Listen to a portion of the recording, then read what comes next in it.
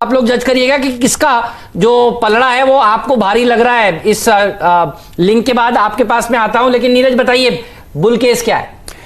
देखिए, बुल हमेशा इसलिए जीतता है क्योंकि अगर 200 दिन ट्रेडिंग होती है तो उसमें 175 दिन बुल मार्केट रहता है और केवल 25 दिन बेयर के हाथ में जाता है, तो जीत हमेशा उनकी होती है। लेकिन इस पर्टिकुलर दिन, इस पर्टिकुलर केस में खेगी और हमें लगता है कि सबसे बड़ा खेल कॉन्फिडेंस का है। अब आपको मैं डेटा के जरिए एक एक पॉइंट हम लोग बात करते हैं। पहले आप बताइए आपका केस क्या है बेयर का? तो देखिए, अगर आप जीडीपी का डेटा देखें जो स्क्रीन पे भी लगा हुआ है और जिस प्रकार से ग्राउंड पे डिस्कनेक्ट है, आपने हवाला दिया आरबीआई गवर्नर का जो कह रहे हैं रेट जो है काटने की और ज्यादा गुंजाइश है, लेकिन उन्होंने ये भी कहा था कि ग्राउंड पे और स्टॉक मार्केट की रियलिटी है, दोनों अलग है और मार्केट में करेक्शन आएगा। तो ये देखिए आरबीआई गवर्नर भी मेरे साथ खड़े हुए हैं और वो भी कह रहे हैं कि मंदी होगी और मंदी के लिए वो काटेंगे ब्याज दर, ना कि तेजी के लिए काटी जाती है ब्याज दर। देखिए, ये समस्त मार्केट के पार्टिसिपेंट से लेकर के इकोनॉमिस्ट तक मानते हैं कि मार्केट 6 महीने आगे कम से कम डिस्काउंटिंग लेके चलता है। तो आज की परिस्थिति में आप मेरे साथ नहीं खड़े, लेकिन 6 महीने बाद आप मेरे साथ आएंगे तो मैं और 6 महीने आगे चला जाऊंगा। तो जो डिस्काउंटिंग 6 महीने के आगे चल रही है, इस वजह से आपको ये लग रहा होगा। बिल्कुल।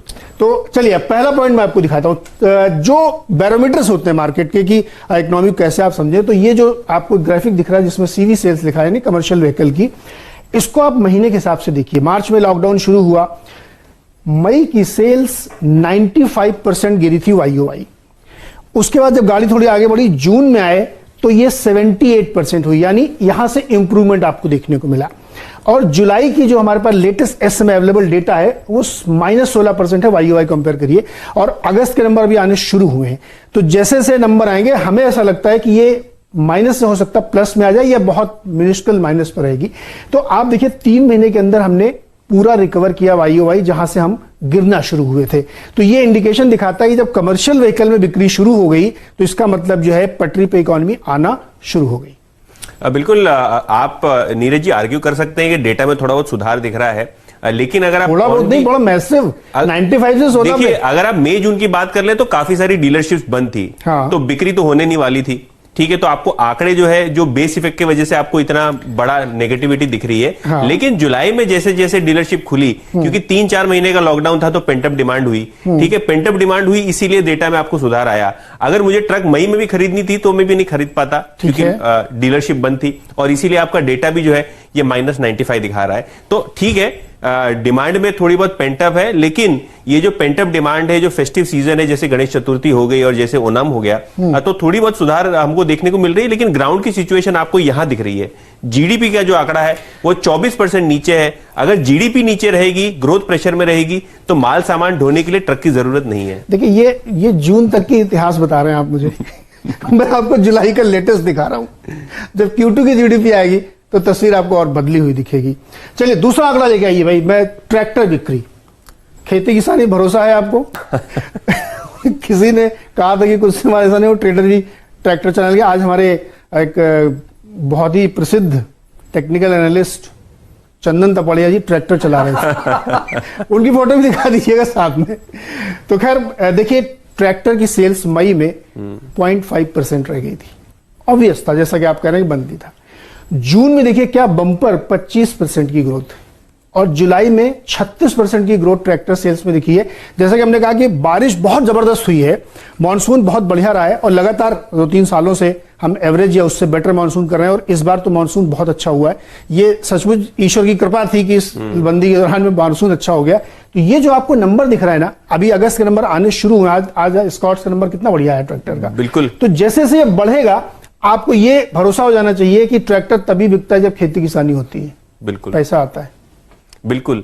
लेकिन 2.5 लाख करोड़ जो है जीएसटी का बकाया है सेंट्रल गवर्नमेंट का, हाँ। वो राज्यों को नहीं मिल रहा है। अच्छा, सेंट्रल गवर्नमेंट के पास ना पैसे हैं ना राज्य सरकारों के पास पैसे हैं।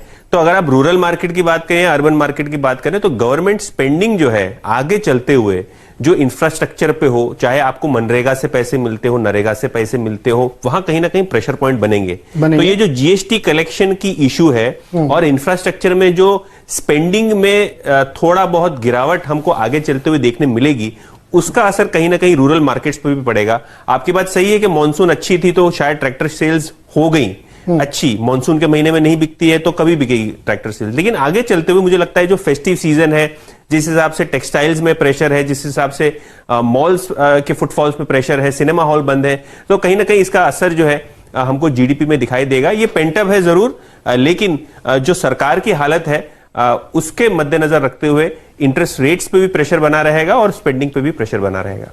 इसमें कोई शक नहीं कि जीएसटी का जो नंबर आया, लेकिन सरकार ने ये तय कर लिया है कि वो सिस्टम में पैसे भी डालेंगे। वैसे मैंने कहा कि एक और पैकेज की तैयारी चल रही है और ये इस बार वाला पैकेज जो है डिमांड पुश करने के लिए होगा, क्योंकि ये आप मॉल्स में जाएंगे तो आपको लोग नहीं दिखेंगे, कॉन्फिडेंस नहीं है, अभी लोग वहां पे जा नहीं रहे हैं, लेकिन ऑनलाइन सेल्स आपकी अच्छी हो रही है। तो ऐसा नहीं कि देखिए बेसिक डिमांड आपकी हो रही है सारी, आप कपड़े, जूते, मोजे जो भी आप लेते हैं वो आप मॉल में नहीं जा रहे क्योंकि आपको डर लगता है। बिल्कुल, वो डर का कॉन्फिडेंस जैसे रिस्टोर होगा तो चीजें होंगी, लेकिन एक्चुअल में ऑनलाइन सेल्स हो रही है। अब चलिए एक आपको और दिखाते हैं। आप लोग कहते हैं कि बड़े उद्योगों को पैसे नहीं मिल रहे हैं। मैंने कहा ना कॉस्ट ऑफ फंड बहुत सस्ता हुआ है, आपके सामने डेटा है। आप यहां पे देखिए मार्च में 1.3% की थी केवल इनको जो इंडस्ट्रीज को कर्ज दिया जा रहा था उसकी ग्रोथ रेट, लेकिन अब धीरे धीरे जब बढ़ते बढ़ते आप जून में पहुंचे हैं तो 3.7 पड़ गई। आप 1.3 से 3.7 का फिगर देखिए, उत्तरोत्तर ये बढ़ रहा है, कंटिन्यूसली बढ़ रहा है और आगे और बढ़ेगा क्योंकि फंड सस्ता है इस समय। जो लोग एक्सपैंड कर रहे हैं, आप देखिए कितने सारे बैंक आप ही रोज खबर लेके आते हैं, खूब पैसे जुटा रहे हैं वो लोग क्योंकि वो मौके का फायदा उठाना चाहते हैं कि जब फुली ओपन अप होगा तो जिसके पास पैसे होंगे वही राजा होगा। तो ये डेटा भी साबित करता है कि आगे की तस्वीर बहुत अच्छी होने वाली है। देखिए नीरज जी, आपका जो ये डेटा है वो सही है कि ग्रोथ हो रही है, लेकिन आप ये देखिए सिंगल डिजिट की क्रेडिट ग्रोथ है, सबसे बड़ी बात। दूसरी बात, अब जो पीरियड था 31 अगस्त तक का, वहां मॉनिटोरियम लागू था। तो मॉनिटोरियम जब तक लागू था और डिसबर्समेंट्स हो रही थी, आपको इंटरेस्ट नहीं देना है, तो कहीं ना कहीं ये बिजनेसेस को सपोर्ट कर रहा था। अभी बैंकों ने क्लियर कर दिया, आरबीआई ने क्लियर कर दिया है कि मॉनिटोरियम 31 अगस्त तक खत्म हो जाएगा। अब ये बैंकों पे होगा कि वो किस तरीके से अपने क्लाइंट्स को आगे कर्ज दें।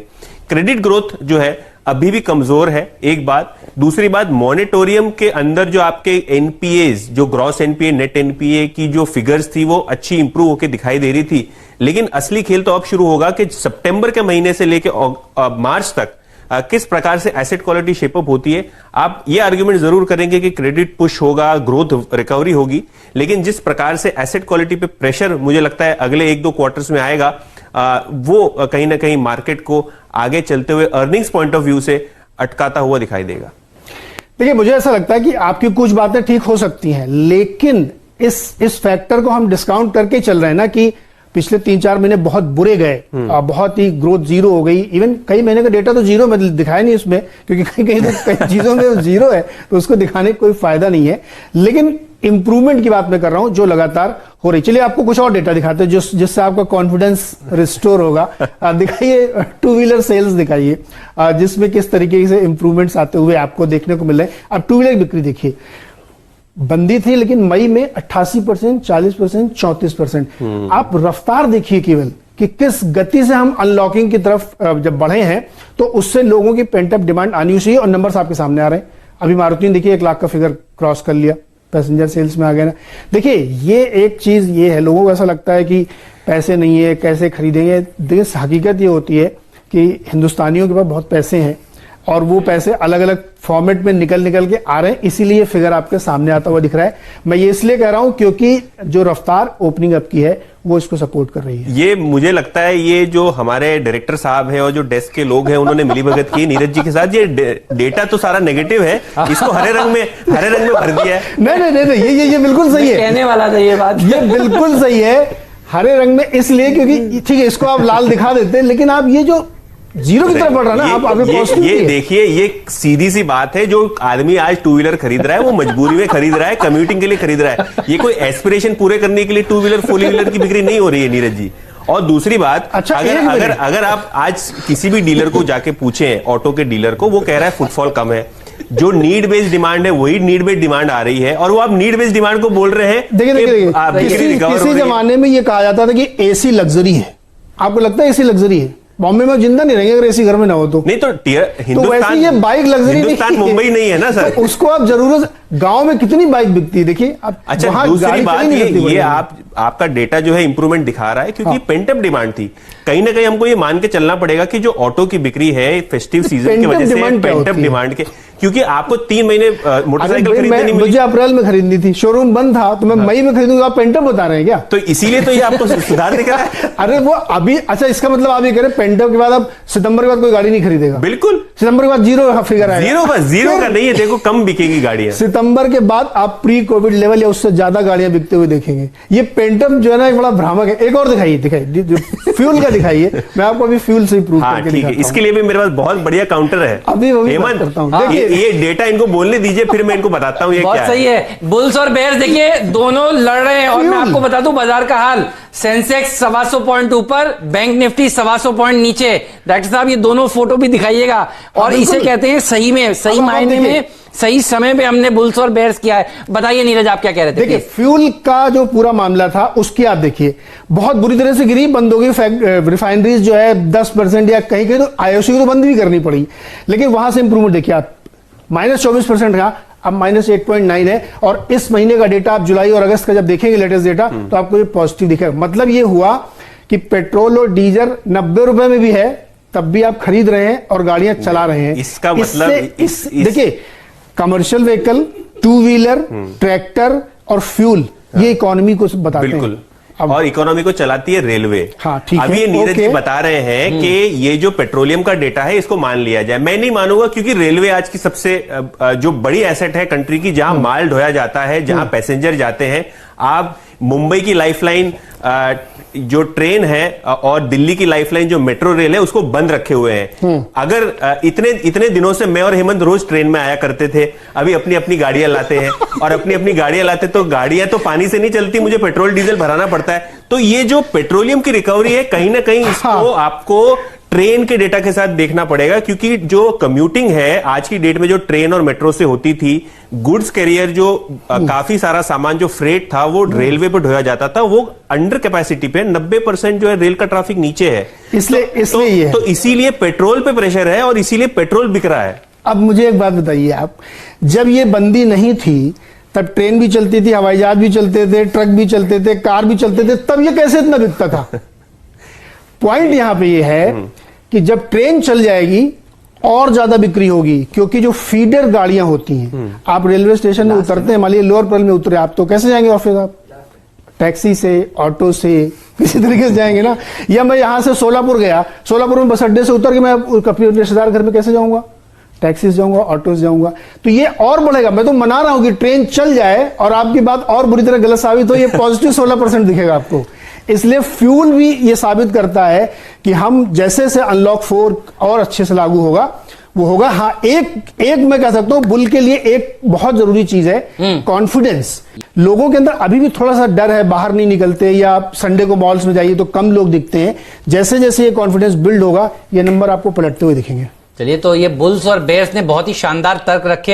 ऐसा नहीं है कि यतिन मंदी के मोड में, ध्यान रखिएगा, मैं स्पष्टीकरण दे दूं। दिल से तो तेजी वाले, दिल से तो खूब मंदी मतलब तेजी की बात करते हैं, मंदी का नाम नहीं लेते हैं। लेकिन आज ये वकील हैं मंदी करने वालों के, तो इन्होंने मंदी करने वालों के तर्क बखूबी रखे और नीरज जी ने देखे तेजी करने वालों के तर्क बखूबी रखे। मुझे लगता है वीरू कुछ ऐड करना चाहते हैं। वीरू बताइए। नहीं, एक और चीज़ है हेमंत, हमारे बुल जो है ना वो शाम को आवाज़ अड्डा भी करते हैं, तो उसका तजुर्बा देखा आपने कितना था? उन्होंने अपनी बात जो है वो मनवा ली हर तरीके से। ये देखिए आपने, ये तो इस पे एक व्यू लेते हैं। ये तो सुदीप सर बताएंगे जो हमारे जज हैं, उनको किसके तर्क सबसे ज्यादा मजबूत लगे। सुदीप सर, आपको कैसा लगा बुल्स और बेयर्स की ये फाइट? और फाइट देखिए शेयर बाजार में भी हो रही है पिछले 2-3 ट्रेडिंग सेशन से, और आज तो भयंकर है। जी हेमंत, ये प्रोग्राम बहुत ही अच्छा आप लोगों ने चुना है, बनाया है, मजा आ गया देख के, आई रियली एंजॉयड। पर अगर मेरी बात करें तो मैं पॉजिटिवली, मैं तो मार्केट में पॉजिटिव बायस मेंटेन कर रहा हूं, और हम लोगों को लगता है कि यतिन के आर्गुमेंट्स में दम है। इसके बावजूद अगर आप सही मायने में देखेंगे, ग्लोबल मार्केट्स में रैली है, इंडियन मार्केट में भी रैली है, और ये जो लिक्विडिटी है इसके साथ आप फाइट नहीं कर सकते हो। आपके पास बहुत सारे नेगेटिव्स हैं, पर ये जो लिक्विडिटी है ये इट्स रेजिंग ऑल बोट्स आज के दिन में। और अच्छी बात यहाँ पे ये हुई कि इंडिया में जो जैसे अभी नीरज जी जिक्र कर रहे थे, मॉनसून बहुत अच्छा हुआ, बहुत।